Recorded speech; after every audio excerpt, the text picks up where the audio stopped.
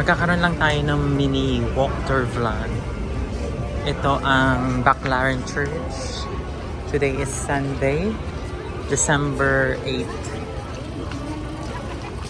Bingo. Ayan.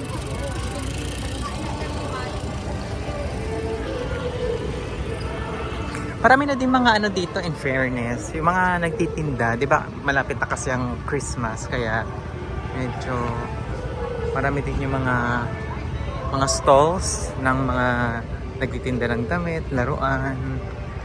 Ayan. Yung huling punta ko kasi dito matagal na. 2015. Around mga 9 years na din. Simula nung